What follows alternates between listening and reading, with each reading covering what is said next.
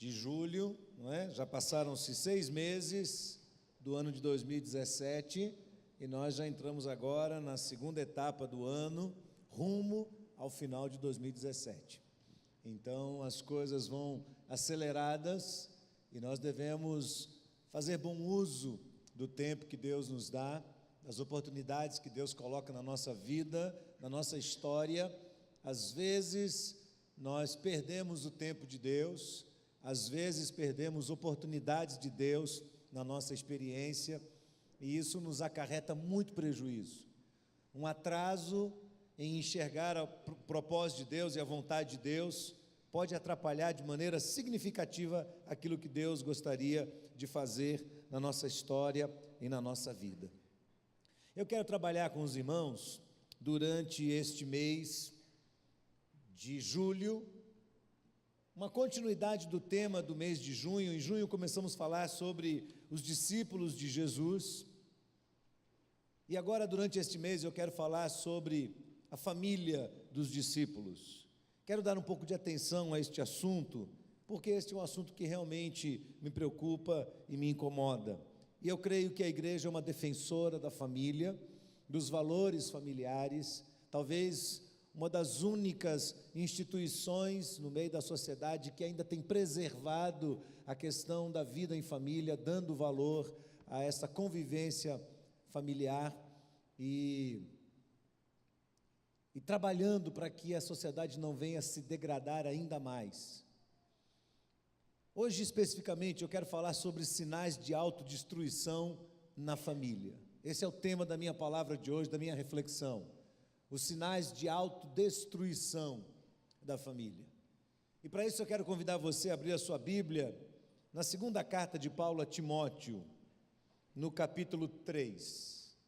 Segunda carta de Paulo a Timóteo, no capítulo 3, nós vamos ler do verso 1 até o verso 9, e eu peço a você que, por favor, não feche sua Bíblia, mantenha ela aberta durante toda a reflexão, porque mais adiante nós vamos ler uma outra parte deste texto e vamos ficar bastante antenados, bastante conectados com o que o Espírito de Deus quer falar ao nosso coração nesta noite, por meio desta palavra sagrada.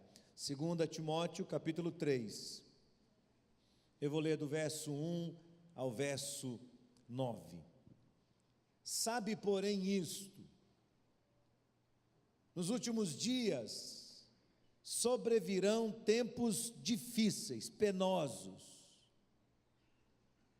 pois os homens serão egoístas, avarentos, jactanciosos, arrogantes, blasfemadores, desobedientes aos pais, ingratos, irreverentes, desafeiçoados, implacáveis, caluniadores, sem domínio de si, cruéis, inimigos do bem, traidores, atrevidos, enfatuados, mais amigos dos prazeres do que amigos de Deus, tendo forma de piedade, negando-lhe entretanto o poder.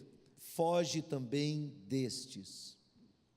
Pois entre eles se encontram os que penetram sorrateiramente nas casas e conseguem cativar mulherinhas sobrecarregadas de pecados, conduzidas de várias paixões, que aprendem sempre e jamais podem chegar ao conhecimento da verdade. E do modo por que Janes e Jambres resistiram a Moisés, também estes resistem à verdade. São homens de todo corrompidos na mente, réprobos quanto à fé. Eles, todavia, não irão avante, porque a sua insensatez será a todos evidente, como também aconteceu com a daqueles. Sabe, porém, disso: nos últimos tempos, os homens serão assim. A nossa sociedade está bastante confusa. As coisas estão acontecendo de uma forma acelerada e que nos deixam assustados.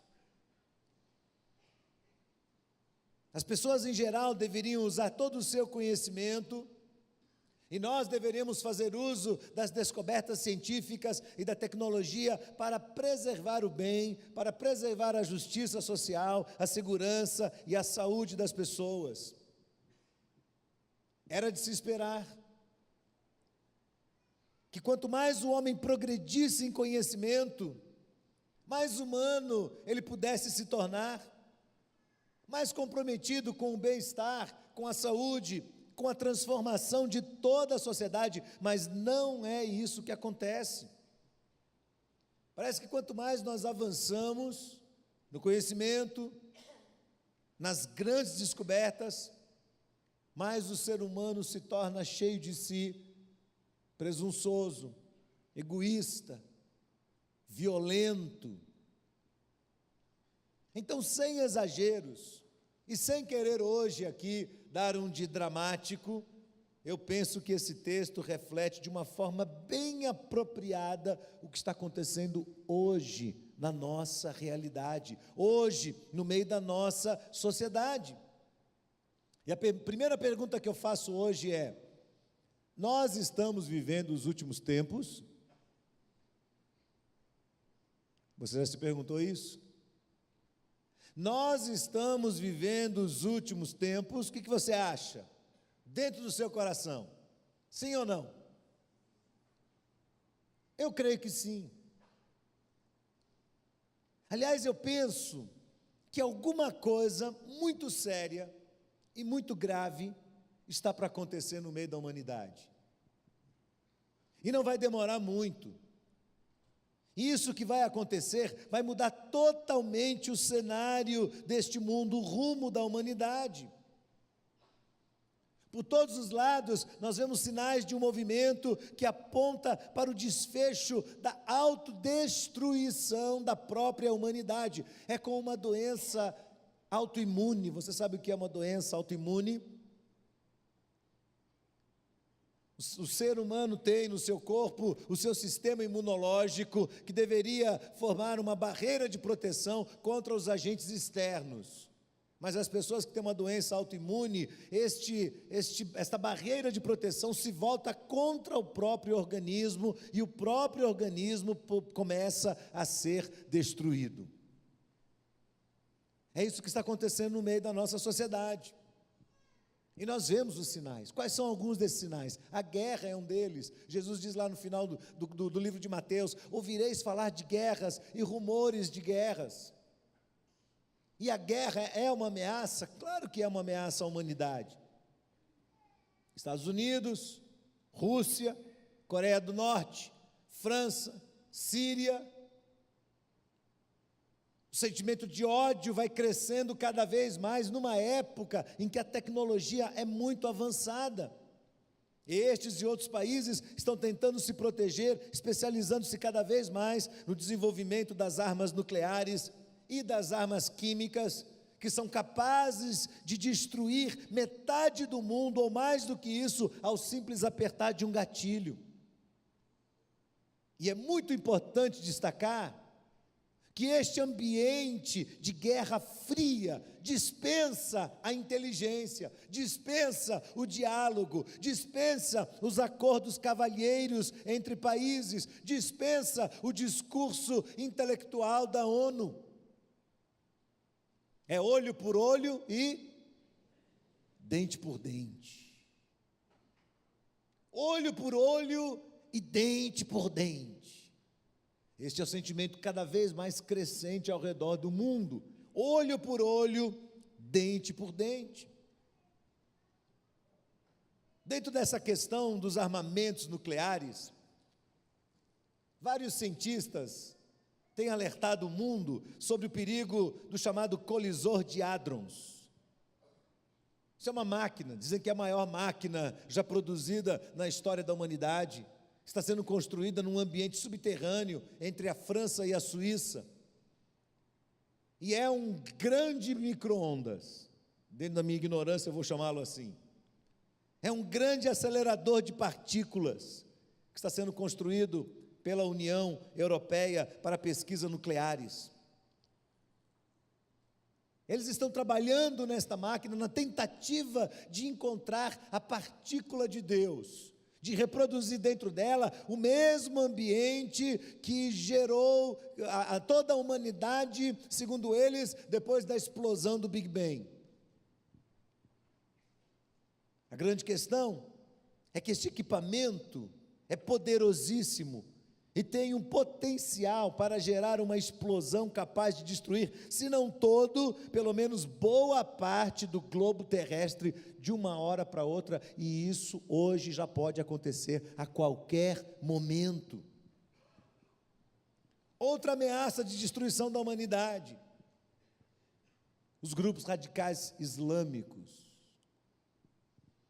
Eles estão avançando cada vez mais, com ódio profundo e milenar dentro do coração, em todas as direções, imbuídos de um discurso que prega a jihad, a guerra santa. Vamos lutar contra todas as grandes potências do mundo, porque as grandes potências do mundo são compostas de infiéis. Então vamos matar os infiéis. E de um tempo para cá, os radicais islâmicos começaram a dizer que o Brasil é composto de gente infiel. Então o Brasil está na mira deles também. Eles estão trabalhando este sentimento de ódio, de guerra no coração, trocando-o pelas vantagens da eternidade, treinando meninos desde muito cedo para que sejam lutadores suicidas. Estão recrutando jovens de todos os países através da internet. Qual o perfil desses jovens? Eu digo para você, o perfil são jovens que perderam o brilho por essa vida, jovens que estão decepcionados com as lideranças políticas, jovens que estão revoltados contra todo tipo de autoridade, jovens que estão decepcionados com suas famílias porque não conseguem encontrar dentro delas um referencial, jovens que sentem ânsia de alcançarem o poder através do manuseio de grandes rifles, metralhadoras, bombas. Jovens que desejam crescer através do uso destas armas, jovens que estão atraídos e viciados em jogos do computador, que lhes dão a sensação do prazer de matar, jovens que perderam a noção do que é a vida, e estão concluindo que matar e morrer é normal nesse jogo da vida. Então esses grupos estão atrás desses jovens que estão cada vez mais dentro dos seus quartos, vivendo este mundo à parte e sendo preparados para este cenário. Outra ameaça: as ciências médicas estão o tempo todo nos alertando sobre as superbactérias mutantes, resultado das experiências de laboratório, resultado da produção exacerbada, exagerada de animais para o consumo humano, da mutação de genes, da manipulação indiscriminada de antibióticos múltiplos que fortalecem essas bactérias. Os melhores cientistas alertam para o fato de que nós estamos convivendo com o perigo de que essas bactérias vão se tornando cada vez mais fortes e se propagando, gerando uma hora ou outra uma grande epidemia incontrolável e que será fatal para a humanidade. Estamos vivendo debaixo da ameaça da nanotecnologia. Já ouviu falar sobre isso? A nanotecnologia é um avanço tecnológico extraordinário e que poderia trazer muitos benefícios, muitas vantagens para a vida humana. Mas quando essa tecnologia cai na mão de criminosos, de gente sem escrúpulos, sem ética, ela se transforma numa grande ameaça. Por quê? A nanotecnologia não é limitada por fronteiras de países, não é limitada pelo serviço secreto, não é limitada por exércitos ou por armas nucleares. Ela avança para onde quiser e é capaz de matar a população inteira de um país em pouco tempo, sem causar maiores prejuízos. Alguns analistas estão dizendo que esta nova tecnologia pode acarretar grandes mudanças no cenário político e na estrutura da sociedade.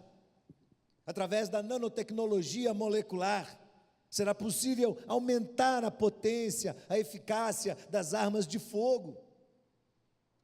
Um documentário da Discovery mostrou que essas nanoameaças são capazes de paralisar países inteiros, a população de um país inteiro, sem destruir o patrimônio e sem destruir as reservas naturais. Você sabe disso? Isso pode encher os olhos de pessoas ambiciosas. Já imaginou? Serem capazes de paralisar a população de um país inteiro, dizimando este país? São armas muito pequenas, minúsculas, você não consegue vê-las com os seus olhos, porém muito inteligentes, capazes de detectar pessoas a longa distância, de viajar até elas, de identificá-las, de alcançá-las e de injetar nas pessoas toxinas que seriam fatais, levariam à morte. São ameaças. Estão aí ao redor de nós o tempo todo. Estas são apenas algumas delas. Ameaças de autodestruição. Mas o ser humano já vem praticando isso há muito tempo, com o uso indiscriminado dos recursos naturais, com a produção exacerbada de lixo, com a emissão de gases poluentes, com a destruição e a poluição que vem afetando a camada de ozônio. Tudo isso são sintomas de uma autodestruição. Porém, irmãos, por trás disso existe algo muito pior. É algo que Jesus cita em Mateus, capítulo 24, verso 12. Jesus diz assim: nos últimos tempos, por se multiplicar a iniquidade, complete, o amor de quase todos se esfriará. Por se multiplicar a iniquidade, o amor vai esfriando. A base está aí. Parece que pior do que todas essas ameaças é a ausência do amor. Porque o amor constrói, o amor estabiliza, o amor equilibra a sociedade, o amor constrói a humanidade, o amor produz justiça social, o amor gera referências, o amor gera valores. E sem o amor, a sociedade não tem para onde ir. A pior arma de autodestruição é a ausência de amor. E este é o cenário que nós estamos vivendo hoje, um cenário de frieza, tal qual nunca se viu antes. Há um egoísmo latente, há um egoísmo visível, há um egoísmo assustador no meio das pessoas, há uma decepção, há uma falta de credibilidade com as estruturas, com o governo, com as instituições, incluindo as igrejas e as instituições religiosas. Há, no geral, uma falta de esperança sem limites. Não há mais referenciais de famílias. Os pais não são mais respeitados como antes. Cada vez mais os filhos estão perdendo o respeito pelos seus pais. Filhos estão se tornando descaradamente desobedientes por uma influência de uma sociedade malignizada e de uma sociedade indiferente. E porque eles convivem juntos com outros filhos que não obedecem a seus pais, eles começam a absorver a ideia também de que obedecer pai e mãe é algo secundário, algo que está em segundo plano, e não é necessário se não estiver de acordo com suas conveniências.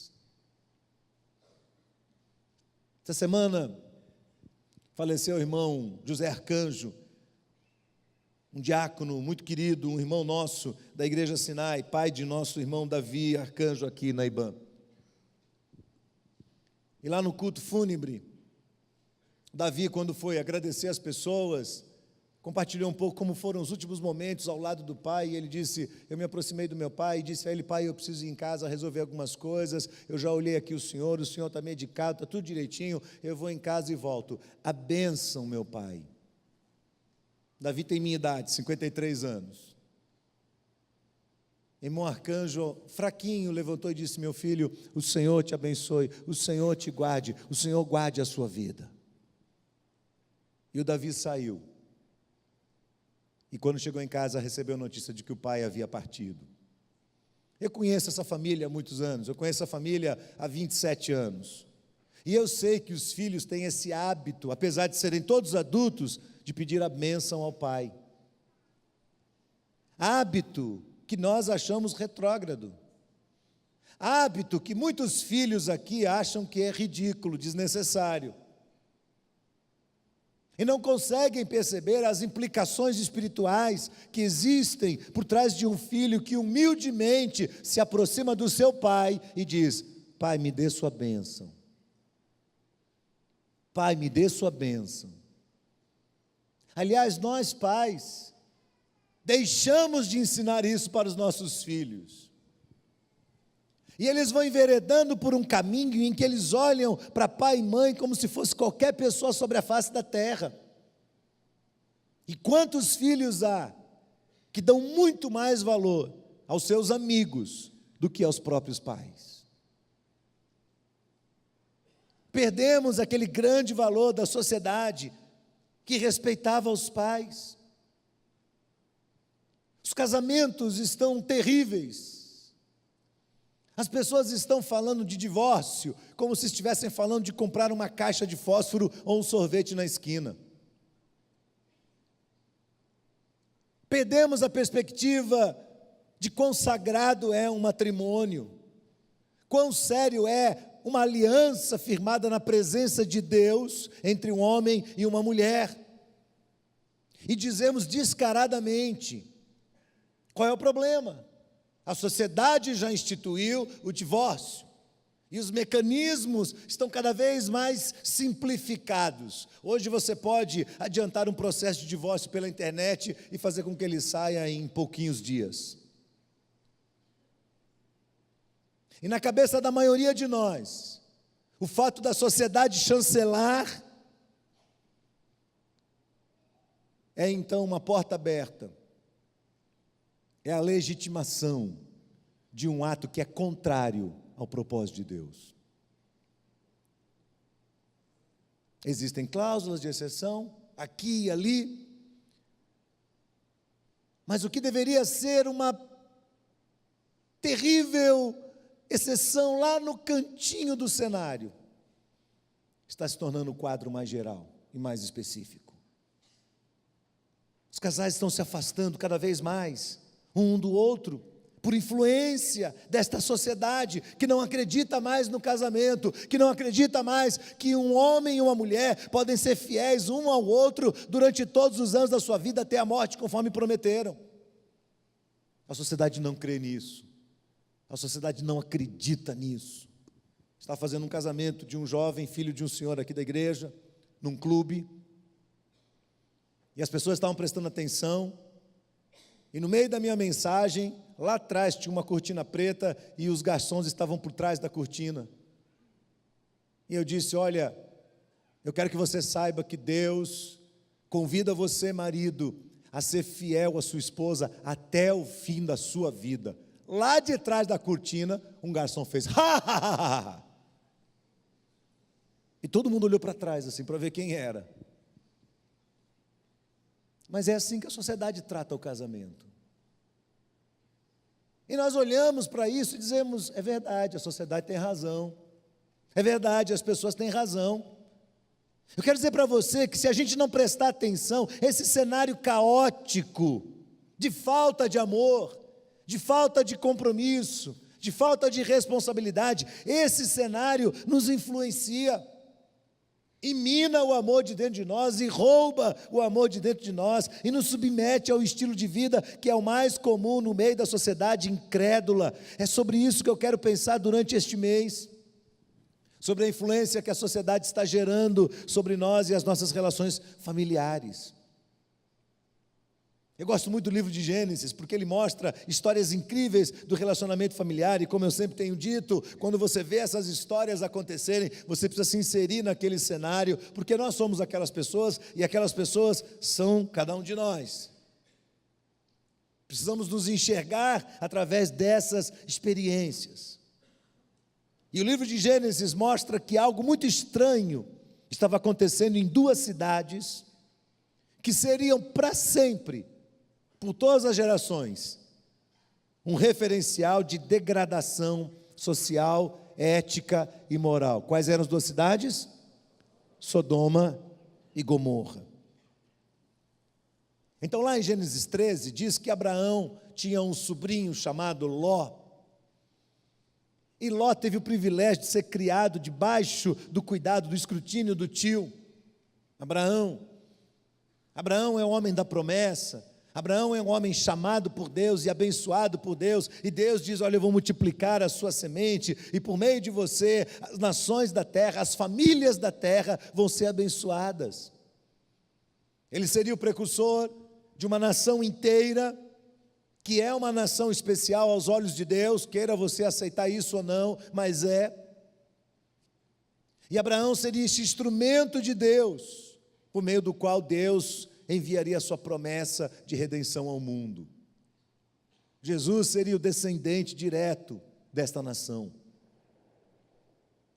E Abraão começa a crescer debaixo da promessa de Deus, e começa a progredir, e começa a enriquecer. E Ló está do lado dele.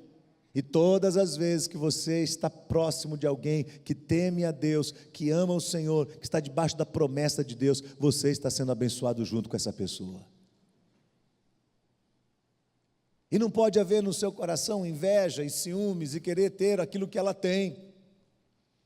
Naturalmente, Deus abençoou Ló por ele estar próximo do tio. E Ló também foi crescendo e foi enriquecendo. E aquela região de Ur já não comportava mais os dois, porque os rebanhos eram muito grandes, e começou a haver problemas entre os pastores de um rebanho e pastores do outro rebanho, e não havia mais espaço para cuidar daquilo tudo. Então Abraão, experiente, firmado em Deus, leva o sobrinho no alto de uma montanha e mostra dois extremos. De um lado, os carvalhais de Manre, e diz: olha, está vendo aquilo lá? Tem aquela terra, não é uma terra muito boa, é uma terra um pouco árida, não é verde, mas dá para sobreviver. E tem as campinas do Jordão, do lado de cá, dá uma olhadinha. E Ló olhou e o olho cresceu, ó. E Abraão falou para ele: escolhe. Era de se esperar que Ló respeitasse os mais velhos. Mas Ló tem aquele sentimento que nós temos de: opa, primeiro eu, depois o outro. Então logo Ló diz: eu vou para cá, eu vou para as campinas. E Abraão fala: tudo bem, pode ir, você vai para lá e eu vou para o lado de cá. Porque Abraão tem certeza absoluta de que Deus está com ele, e não importa onde você viva e o que esteja acontecendo, quando Deus está com você, você se dá bem.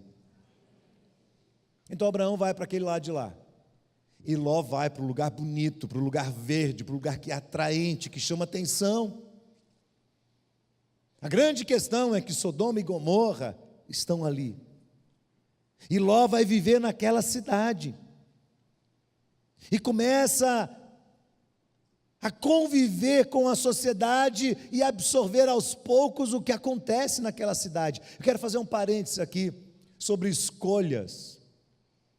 Por vezes você toma decisões na sua vida, e você faz escolhas, e nem sempre você espera que Deus lhe responda com clareza, e ainda assim toma as decisões, e talvez não consiga prever qual vai ser o resultado das escolhas que você fez. Mesmo assim, você continua sendo inteiramente responsável por essas escolhas, e essas escolhas que você faz afetam diretamente a sua família e afetam a sua descendência. Preste atenção nisso. As decisões que eu tomo hoje na minha vida afetam meus filhos, vão afetar meus netos no futuro, vão afetar meus bisnetos e quem vem depois de mim.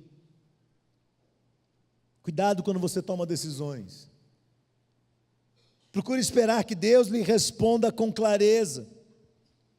Eu creio que qualquer pessoa que faz escolhas sem esperar pela vontade de Deus, sem ter convicção dos planos de Deus para a sua vida, vai colocar em risco toda a sua família. Ló vai morar perto daquelas cidades. A maldade daquelas cidades começa a encher o cálice de Deus. E por várias vezes as Escrituras nos mostram isso, que a paciência de Deus tem um limite, e chega um ponto em que o seu cálice transborda, é o cálice da ira de Deus. Então Deus vai, avisa Abraão e diz: Abraão, chegou, minha paciência se esgotou com Sodoma e Gomorra, eu vou destruir aquelas cidades com fogo. E Abraão tem um longo período de conversa com Deus, e uma negociação com Deus, porque Abraão quer proteger a sua família, quer cuidar da sua família. E ele negocia com Deus até que Deus lhe certifique de que não irá destruir enquanto o sobrinho não sair de lá com toda a sua casa e toda a sua família. E lá em Gênesis 19, Deus manda a Sodoma e Gomorra os seus mensageiros. Alguns dizem que eram anjos, outros dizem que eram apenas homens especiais, mas eram homens de Deus e talvez anjos. E eles vão para aquela cidade a fim de tirar dali aquela família, para que Deus completasse o seu juízo sobre a cidade. E daí para frente, nós conhecemos um pouco mais do caráter daquela cidade e da sua influência sobre a família de Ló. Primeiro, é uma cidade pervertida sexualmente falando. Aqueles homens de Deus, enviados por Deus, eram de boa aparência, eram bonitos. E Ló os reconhece e os traz para dentro da sua casa e começa a alimentá-los, e de repente o texto diz que os homens da cidade vão até aquela casa, rodeiam aquela casa, começam a bater na casa e dizem: Ló, abre a porta, coloque esses homens para fora, porque nós queremos abusar deles até amanhecer o dia. O sentimento de homossexualismo estava presente, de perversão estava presente. E Ló, parece que ele estava meio fora de si. Ló é uma figura meio desconectada.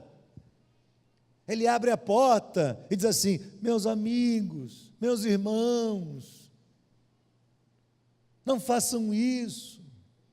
Esses homens que aqui estão vieram da parte do Deus vivo. Vamos fazer assim: eu tenho 2 filhas virgens, vou colocar as 2 para fora, pode fazer o que quiser com elas.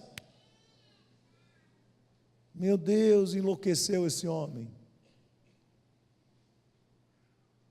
E aqueles servos de Deus que ali estão, talvez vendo a grande besteira que Ló acabou de falar, abrem a porta, pegam Ló, puxam ele para dentro, fecham a porta e ferem todos aqueles homens de cegueira. Uma cidade pervertida. Segundo, havia naquela cidade um sentimento de letargia. Letargia é indiferença, é acomodação. O anjo diz: Ló, se apresse, eu preciso tirar você daqui. E Ló está andando assim. Já viu gente andar assim? Nas decisões? As mulheres aqui que o digam de seus maridos, não é? Quanto tempo esse homem leva para tomar uma decisão em casa, meu Deus do céu? Mas são decisões sérias, há uma orientação de Deus, e ele precisa agora tomar uma decisão importante, ele tem que deixar para trás a sua vida, e ele começa a demorar, e ele começa a fazer corpo mole, e o texto diz que ele vai falar com os namorados das filhas, e eles acham que é gracejo, que é brincadeira, que é gozação dele, e não levam a sério. É uma cidade em que a indiferença está presente. E quando ele deveria tomar uma decisão séria diante de Deus, eles ficam esticando, ficam protelando esta decisão, ao ponto do anjo não suportar mais e agarrar no braço dele, da mulher e das filhas, e arrancá-los de lá sem nada, e puxou para fora e disse: vamos embora, não olhe para trás. E eles saem. E no meio do caminho, Ló diz: olha, eu quero ir para uma cidade vizinha. O anjo diz: não tem problema, só não olhem para trás. E aí vem o terceiro problema da cidade. A cidade era sedutora, a cidade era atraente, a cidade chamava a atenção. A mulher de Ló gostava da cidade, gostava do estilo de vida. Ela tinha um grupo de amigas, ela ia tomar chá no shopping center todo dia à tarde. Era bom para ela, era um lugar maravilhoso, ela tinha referenciais, ela tinha lojas interessantes para ela poder caminhar entre elas. E ela não quer ir embora, ela não quer obedecer à voz de Deus, ela quer a cidade, ela quer o privilégio, ela quer o prazer, ela quer o lugar. A cidade tem atrativos, ela tem amigos, ela gosta do que tem, ela está aprisionada a um padrão de vida que a impede de obedecer à voz de Deus. E o texto diz que essa mulher se volta, desobedecendo frontalmente a ordem do servo de Deus, e caminha na direção da cidade, e é atingida por aquele ataque, por enxofre, e fica cristalizada, e vira uma estátua de sal.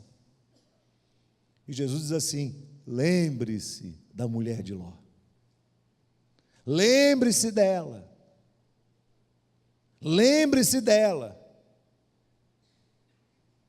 porque a palavra de Deus exorta, por muitas vezes, aqueles que temem o nome do Senhor, de que devam andar distantes dos atrativos deste mundo. Não ameis o mundo, e nem aquilo que no mundo há. Se alguém amar o mundo, o amor do Pai não está nele. Você está percebendo como é complexo isso? Viver num lugar, mas não amar esse lugar. Viver num lugar, mas se perceber como alguém que está de passagem apenas, e não se apegar a isso. Como é que isso afeta a nossa casa e a nossa família? Quarto lugar, a perversão moral da cidade afeta as filhas de Ló. Essas meninas não têm muito juízo, não. Essas meninas só pensam numa coisa: homem, homem, homem, homem, homem. Elas estão perturbadas, elas querem um homem na vida delas, elas querem um homem. E o texto indica que Ló é levado dali para um lugar, e provavelmente não morava quase ninguém nesse lugar. E essas meninas ficam ansiosas em relação ao futuro e tomam uma decisão extremamente errada, perigosa. A mais nova diz: olha, não tem homem aqui, então vamos suscitar a nossa descendência.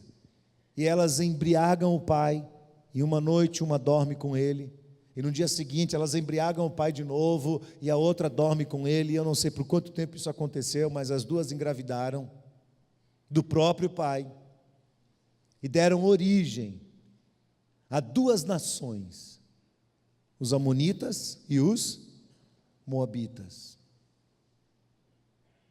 E essas duas nações, lá na frente, seriam ferrenhas inimigas do povo de Deus.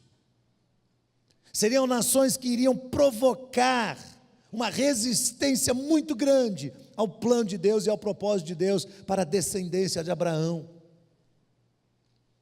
Os inimigos nasceram dentro de casa fruto de uma decisão errada que aquelas meninas tomaram. E as consequências vieram por muitos anos na vida. De que forma a cidade que nós vivemos, a sociedade da qual nós fazemos parte, nos influencia? Você pode responder isso? De que forma isso influencia você? Talvez você pense que eu estou propondo aqui que nós temos que virar ermitões, ermitãos, sei lá como é. Talvez você imagine que eu estou propondo que você saia do meio da sociedade, que você se mude para o meio do mato ou para o deserto, formando ali uma sociedade apartada. Não, não é isso. Isso já aconteceu com muitos povos, muitos segmentos da sociedade, e não funciona. Jesus, quando ora pelos discípulos, lá em João, capítulo 17, verso 15, o Senhor diz assim: não peço, Pai, que os tires do mundo, mas que os livres do mal. O grande desafio é viver no mundo sem ser contaminado por ele, sem ser contaminado pelo seu estilo de vida. Será viver no mundo sem amar o mundo, será viver no mundo sem que o amor de Deus esfrie dentro do seu coração. Não se apegar aos prazeres dessa sociedade, rejeitar aquilo que é condenado pela palavra de Deus, estar atento e alerta às orientações de Deus, não nos tornar aquilo que a maioria das pessoas está se tornando. Olha o que Paulo diz nesse texto: as pessoas estão egoístas, estão avarentas, estão avarentas. avarenta. O avarento é aquele que não quer dar nada para ninguém, que não ajuda ninguém, que só pensa em si mesmo. As pessoas estão jactanciosas, arrogantes, cheias de si, infladas, desobedientes aos pais, ingratos. Não há mais gratidão. Não se agradece mais aquilo que pais e avós e outras pessoas fazem pelos filhos. Um não agradece o outro quando o outro é ajudado. Se tornarão irreverentes. Colocam o nome de Deus em vão. Facilmente são debochados, são irônicos, sem domínio próprio, cruéis, maldosos, traidores, atrevidos. Sabe uma pessoa que tem a coragem assim, assustadora de fazer o que é errado? É o atrevido. Mais amigos dos prazeres do que amigos de Deus. Como é que nós vivemos com esse cenário e não nos deixamos levar por ele? Quais os mecanismos que nós vamos usar para proteger a nossa mente e a mente da nossa família? Este ano eu e Cléo participamos de 3 retiros. Um foi dos jovens, depois participamos do retiro dos obreiros no campo, e a semana passada participamos do retiro dos adolescentes. Foi uma bênção estar com aqueles meninos durante aqueles dias. Foi muito bom ver o dinamismo deles, a alegria deles e as experiências que eles vivem. Especialmente nos 2 acampamentos dos jovens e dos adolescentes, nós extraímos dali uma amostra que nos deixa preocupados. São jovens, são adolescentes. Seria comum que eles estivessem cheios de expectativas em relação à vida e em relação ao futuro, certo? Não está acontecendo isso. Eles não estão nem aí para o futuro deles. Não estão nem aí para o que está acontecendo. E quando pensam no futuro, pensam a partir de um sentimento de ansiedade terrível que toma conta do coração deles. Alguns estão à beira de um ataque de nervos, sem expectativas, sem esperanças. Vários fazendo uso de medicações psiquiátricas, vivendo graves crises de ansiedade, ataques de pânico, e muitos deles não se sentem preparados para enfrentar as pressões desta vida. Alguns dos nossos jovens já cogitaram a possibilidade de deixar de viver. É uma amostra. Adolescentes, muitos estão se sentindo sozinhos. Isso vai bloqueando eles, têm cada vez mais dificuldade de dizer o que eles sentem dentro do coração. Alguns não se sentem amados pelos seus pais, estão com a autoestima lá no fundo do poço, têm medo do futuro, se sentem cobrados demais, acham que não vão dar contas, se sentem sozinhos porque os pais não estão em casa. São tempos trabalhosos, são tempos difíceis. A sociedade diz que o marido e a mulher têm que ir para a rua trabalhar, e cobra isso, e exige isso. Tem tanta coisa para você comprar, tem tanta possibilidade, e agora você tem tanta coisa para pagar, tanta exigência, tanta demanda. Todos nós hoje sofremos uma pressão por atualização. Você tem que se atualizar, você tem que se atualizar, você tem que se atualizar, se atualizar. O problema é que o tem que se atualizar, perpassa pelo capitalismo, perpassa pela economia, é uma questão material. O estímulo a isso é material, não passa pelos parâmetros éticos e morais, mas sim materiais. Esse monte de cursos de atualização estão visando tirar dinheiro de todo mundo. Pouquíssimos de verdade vão ser importantes. Nós ficamos comparando aquilo que nós temos com aquilo que os outros têm, aquilo que nós temos com aquilo que a sociedade diz que você tem que ter, e nós acabamos sucumbindo aos apelos marqueteiros, apertando cada vez mais o orçamento da casa. E os pais não param mais dentro de casa. As mães não têm mais paciência de cuidar de bebês. Não têm mais paciência de ficar com os filhos, meio período, 2 períodos. Não ficam mais, enlouquecem para criar 1 ou 2 crianças. O que é que está acontecendo com a nossa sociedade? Estamos sucumbindo? Estamos nos deixando levar? Os filhos têm tudo, mas eles se sentem vazios e solitários. É isso que queremos? Esse é o estilo de vida que nós queremos? Irmãos queridos, eu estou consciente de que a batalha é séria e difícil de ser lutada. Eu não estou dizendo que a coisa é fácil, não. Eu sei que não foi você que provocou tudo isso. Quando você chegou, o cenário já estava montado. E eu estou também bastante consciente de que não existem soluções mágicas, simples, que possam ser dadas aqui ao estalar de uns dedos, como se fosse a receita de um bolo. Eu não quero simplificar as coisas, porque eu sei que há um grau de complexidade muito grande que envolve este atual universo das famílias e, de certa forma, nós estamos pagando o preço de decisões que outros fizeram por nós lá atrás. Mas eu sei, no meu coração eu sei, que nós temos um Deus que nos fortalece para conviver no meio do pior cenário de guerra possível. Eu sei disso. E se você conhece um pouco da palavra de Deus, você também sabe disso. Você sabe que o que eu estou falando é verdade. Se você tiver o mínimo de conhecimento da palavra de Deus, então o mundo vai acabar. Eu não sei como. Não sei se vai ser um ataque químico, um ataque nuclear, um ataque nanotecnológico, eu não sei, mas eu estou certo de que isso não vai acontecer fora da vontade de Deus. E foi no meio do caos de Sodoma e Gomorra que Deus mandou lá os seus mensageiros para socorrer Ló, para socorrer a família de Ló.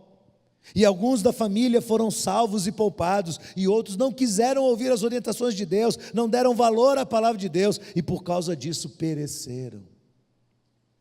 Então eu quero que você olhe para o texto novamente, a partir do verso 10. Antes de você ler o verso 10, lembra que ele disse lá atrás, no verso 5, que esses tempos difíceis, as pessoas viveriam uma vida dupla. Uma vida cheia de desobediência, de blasfêmia, de arrogância, de calúnia, sem domínio, de crueldade, tudo isso, mas ao mesmo tempo elas teriam forma de piedade. Verso 5, tem a forma de piedade. Sabe do que ele está falando? Religiosidade. As pessoas são religiosas, mas não estão sendo transformadas. Esse é o ambiente que nós estamos vivendo. E são pessoas que não querem dar valor à palavra de Deus, porque elas negam o poder de Deus por meio da sua palavra. O verso 7 diz: aprendem sempre, mas não podem chegar ao conhecimento da verdade. E da mesma forma como esses 2 homens se levantaram contra Moisés, um homem de Deus, estes também resistem à verdade, porque estão corrompidos. Agora acompanha comigo, a partir do verso 10. Tu, porém, tens seguido de perto o meu ensino, procedimento, propósito, fé, longanimidade, amor, perseverança, e as minhas perseguições e os meus sofrimentos, os quais me aconteceram em Antioquia, Icônio e Listra, que variadas perseguições tenho suportado, de todas, entretanto, o Senhor me livrou. Ora, todos quanto querem viver piedosamente em Cristo serão perseguidos, mas os homens perversos e impostores irão de mal a pior, enganando e sendo enganados. Mas você, tu, porém, permanece naquilo que aprendeste e de que foste inteirado, sabendo de quem o aprendeste e que desde a infância sabes as sagradas letras que podem tornar-te sábio para a salvação pela fé em Cristo Jesus. Por quê? Porque toda a Escritura é inspirada por Deus e útil para o ensino, para a repreensão, para a correção, para a educação na justiça, a fim de que o homem de Deus e a mulher de Deus sejam perfeitos e perfeitamente habilitados para toda boa obra. O que faz a diferença na nossa vida é a palavra de Deus. O que renova o amor dentro de nós, o que nos fortalece para viver no meio de uma sociedade corrompida, o que nos impulsiona a continuar batalhando e vivendo até os últimos dias da nossa existência, jamais querendo atentar contra a nossa própria vida, é o amor de Deus guardado no nosso coração através da sua palavra. Você tem guardado a palavra de Deus no seu coração? Você tem guardado a palavra de Deus dentro de você? Nós vamos ser muito desafiados aqui nesse mês, por meio da palavra de Deus, e há uma escolha a ser feita, porque Deus manda aqueles homens lá para dentro da casa de Ló, e eles têm a palavra de Deus na sua boca, e você vai ser confrontado com a palavra de Deus aqui esse mês, e Deus vai cobrar de você que você tome decisões importantes. Talvez essas decisões signifiquem uma tremenda desvantagem para a sociedade, e alguém olhe para você e diga: você é louco. Tem uma irmã aqui da nossa igreja que há tempos atrás ela decidiu deixar uma empresa, uma boa posição na empresa, para cuidar dos seus filhos que estavam chegando ali naquela fase junior, percebendo a angústia desses meninos sozinhos o tempo todo, com a avó, com o babá, e ela longe dos filhos, trabalhando de dia, estudando à noite, quando saía estavam dormindo, quando voltava estavam dormindo, não via mais os filhos. Então ela tomou uma decisão e disse: eu não vou trabalhar, eu vou diminuir o padrão de casa. Juntou com o marido, conversaram sobre isso, diminuíram radicalmente o padrão da casa, para que ela pudesse dar atenção aos filhos. E quando ela chegou para as amigas todas, e os colegas de trabalho, e falou da decisão que ela tinha tomado no seu coração, de diminuir o seu padrão de vida, mas de estar próxima dos seus filhos, ela foi considerada como louca. E muitas das suas amigas a abandonaram e a deixaram de lado. São decisões, é um preço a ser pago. Até que ponto a palavra de Deus vai entrar no nosso coração e vai nos sacudir por dentro? Até que ponto as Escrituras Sagradas têm um valor para nós como revelação de Deus, Escritura inspirada por Deus, Escritura que é útil para nos repreender, para nos corrigir, para nos educar na justiça, para que sejamos perfeitos diante de Deus. Então este mês vamos continuar pensando nessa perspectiva, e vamos orar a Deus pelas nossas famílias, e vamos orar a Deus pelas famílias do Brasil. Eu quero dizer para você que existe uma esperança de Deus para aqueles que o temem. Deus é cumpridor das suas promessas, e o Senhor diz que Ele tem planos de bem e não de mal para aqueles que o amam, planos para dar a cada um de nós um futuro e uma esperança, e eu creio perfeitamente nisso. Então vamos colocar o nosso coração diante de Deus. Eu queria desafiar você hoje a dizer para Deus: Deus, renova o teu amor dentro de mim por meio da tua palavra. Renova dentro do meu coração, Senhor. Eu não sei o que vai acontecer ao redor de nós, eu não sei quais são os próximos problemas que a nossa humanidade vai enfrentar, eu não sei quais são as novas ameaças que vão surgir, eu não sei o que vai acontecer, quantos ataques terroristas vão acontecer, eu não sei até que ponto isso vai nos atingir diretamente ou não, eu não sei o que vai acontecer. O mundo está se preenchendo demais de pessoas, e as pessoas estão ficando cada vez mais violentas, e a convivência está ficando cada vez mais insuportável.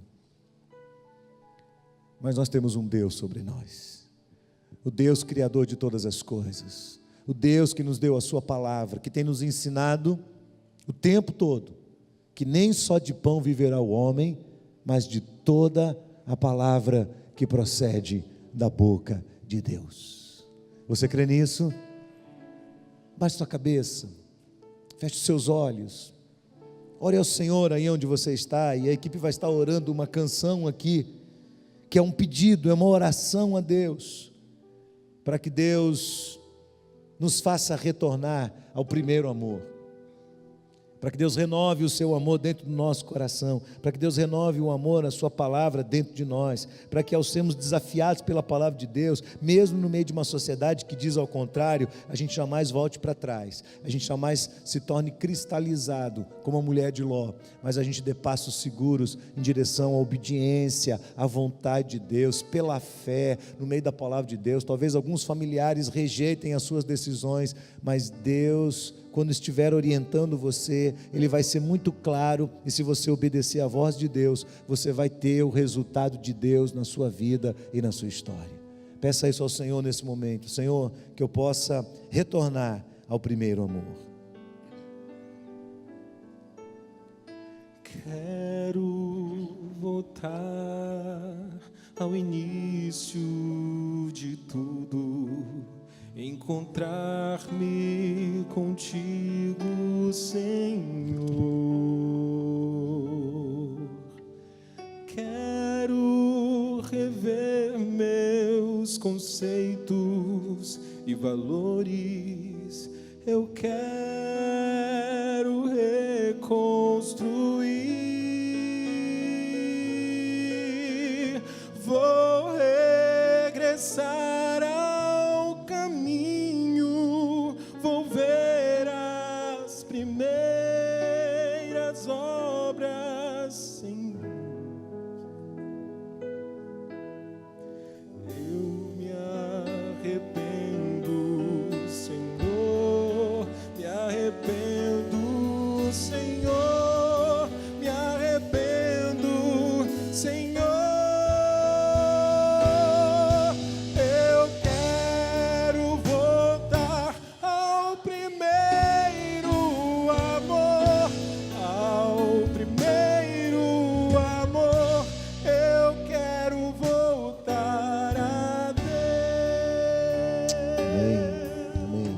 Se você quer orar comigo, pedindo isso para Deus: Senhor, renova o meu amor dentro de mim, o teu amor dentro de mim. Renova dentro de mim o amor do Senhor pela tua palavra no meu coração, Senhor.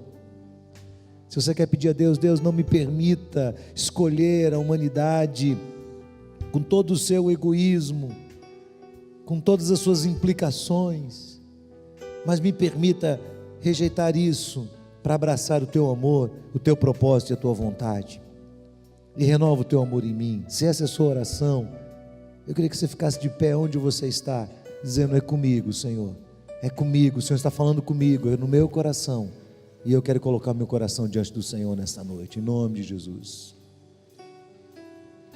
Deus, nós temos visto a tua palavra nos desafiar, confrontar o nosso coração frente a frente, Senhor. E quando nós estamos diante do teu Espírito, o nosso coração é completamente desnudado, Senhor. Não dá para esconder nada. Nós precisamos do Senhor, nós precisamos da tua misericórdia sobre a nossa vida, para aplicar a tua palavra dentro de nós. Nós queremos te obedecer, Senhor, mesmo no meio de uma sociedade que nos empurra para distante do Senhor, para coisas que não vão preencher a nossa alma e o nosso coração, que às vezes são atrativas, são interessantes. Nós não queremos ser guiados por sentimentos, nós queremos ser guiados pela tua palavra, Senhor. Nós queremos obedecer a tua voz, os alertas de Deus sobre a nossa vida, sobre a nossa experiência. Nós não queremos rejeitar a tua voz, como a mulher de Ló rejeitou, e foi cristalizada e perdeu a sua vida, a vitalidade. Nós não queremos obedecer ao Senhor apenas por obrigação, como as filhas de Ló fizeram. Nós queremos estar atentos à tua voz, Senhor, porque a tua palavra diz que o Senhor tem planos de bem para cada um de nós, e Jesus Cristo é o cumprimento do propósito do Senhor para a nossa experiência e a nossa história. Sem Ele nós não somos nada, Senhor. E nós queremos obedecer ao Senhor e a tua voz, e pedir ao Senhor que a tua palavra possa crescer dentro de nós, que o nosso coração se apaixone cada vez mais pela tua palavra, e nós aprendamos, antes de tomar qualquer decisão da nossa vida, esperar até que o teu Espírito Santo coloque paz dentro do nosso coração, Senhor. Abençoa todos que estão aqui nesta noite, Senhor, Que todos sejam tocados pela Tua palavra, Senhor. Que a Tua graça, Senhor, nos ajude para que durante essa semana, ao enfrentarmos todas as pressões possíveis e prováveis, nós não venhamos a ceder, porque o Senhor está cuidando de nós e abençoando nossa vida, Senhor. Que nós possamos amar a Tua palavra e fazer uso dela e esconder a Tua palavra no nosso coração para não pecar contra o Senhor. Que o Teu amor, a graça infinita de Jesus Cristo, a consolação e a plenitude do Santo Espírito de Deus permaneça com todos para a glória do Senhor, em nome de Jesus. Amém, amém e amém. Deus abençoe você, vamos em paz, vamos para os nossos lares debaixo da graça do Senhor. Uma boa semana a todos, em nome de Jesus.